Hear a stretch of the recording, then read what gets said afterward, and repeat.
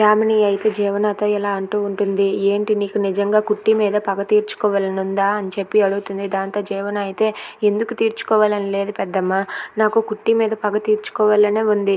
ఎందుకంటే ఎప్పటి నుండో నాకు ఆ కోరిక ఉంది. అవి వస్తే ఆ అవకాశాన్ని అస్సలు వదులుకోను అని చెప్పి అంటుంది. అది వినగానే అక్కడ ఉన్న యామిని అయితే ఇదే మంచి అవకాశం, ఇంతకన్నా మంచి అవకాశం వస్తుందా, అదిగో అక్కడ చూడు ఆదిత్య రిలాక్స్ అయ్యి పాటలు వింటూ హాయిగా అక్కడ కూర్చున్నాడు, మనం ఇప్పుడే ఏదో ఒకటి చెయ్యాలి అని చెప్పి అంటూ ఉంటుంది. అది వినగానే అక్కడ ఉన్న జీవన అయితే ఏంటి పెద్దమ్మ ఏం చేస్తాం, మనం ఏం చేస్తాము అని చెప్పి అంటే పక్కన కుట్టి ఎలాగో లేదు పదా చెప్తానని చెప్పి అక్కడ ఉన్న కార్ని స్టార్ట్ చేసి రేసింగ్ ఇచ్చి వదిలేస్తుంది.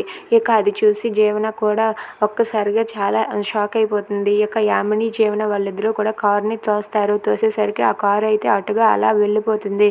ఇక కారులో ఎవరూ లేక కారు అయితే స్టార్ట్ చేయడంతో అలా వెళ్ళిపోతుంది. ఇక ఆ ముందుగానే ఆదిత్య ఉంటాడు.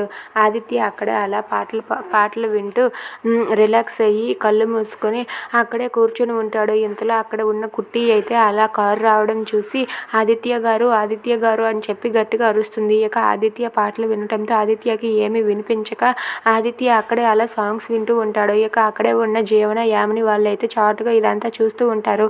ఇక కుట్టి పరిగెత్తుకుంటూ వచ్చి ఆదిత్య గారిని కాపాడాలని అనుకుంటుంది. ఇక కుట్టి ఆదిత్యాన్ని కాపాడుతుందా? Please subscribe our channel.